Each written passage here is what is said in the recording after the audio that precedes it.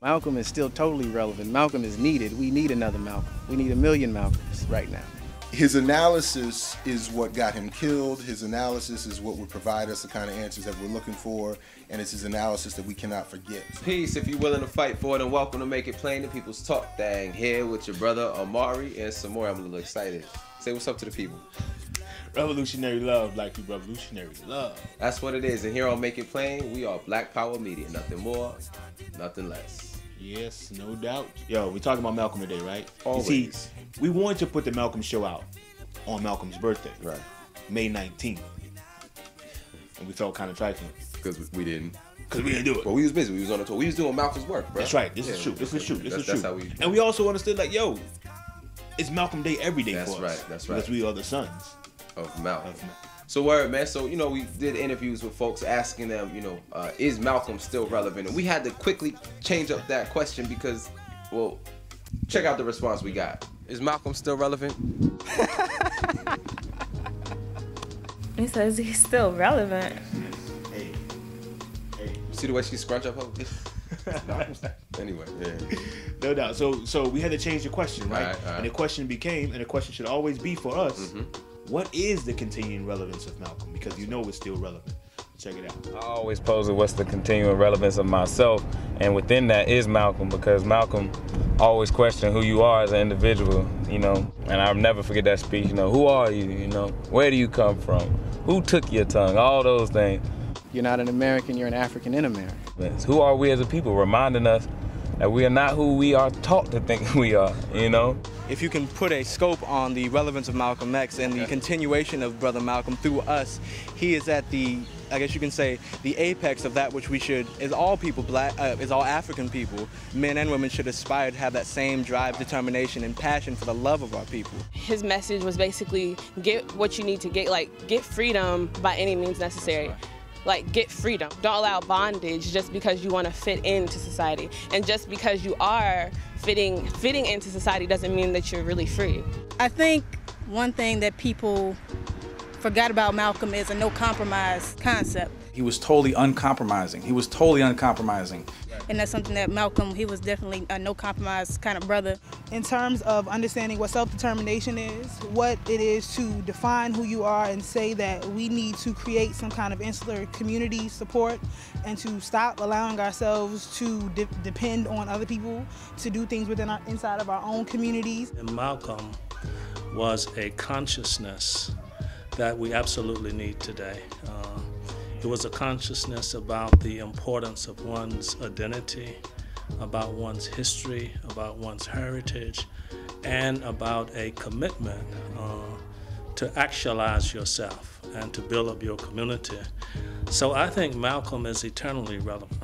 But it was the fact that this individual was so damn principled, and he was an African man, he was African-centered, but he was principled.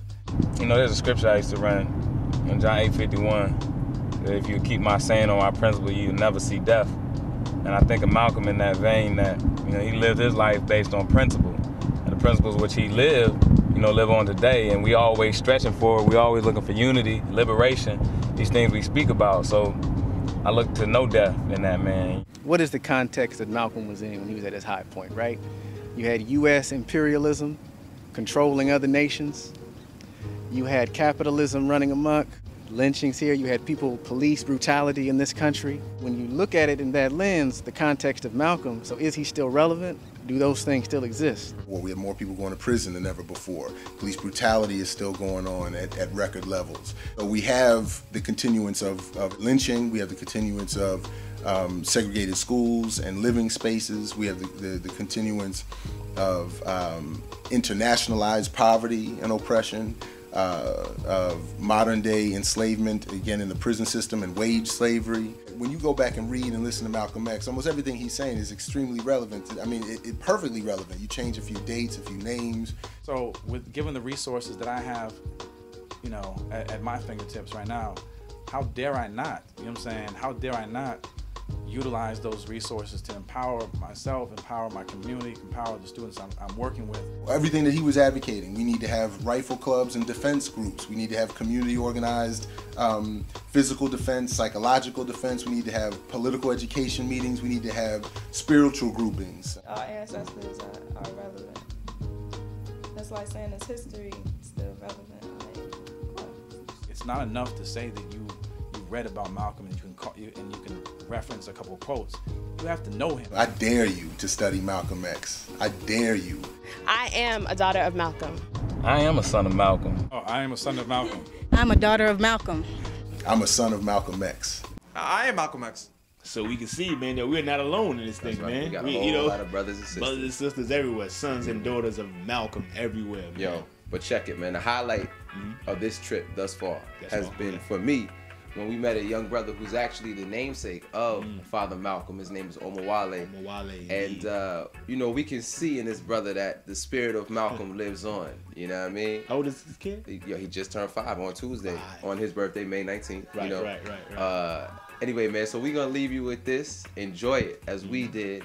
And remember Father Malcolm. We are the sons of Malcolm. El Haj Malik El Shabazz. Revolutionary love.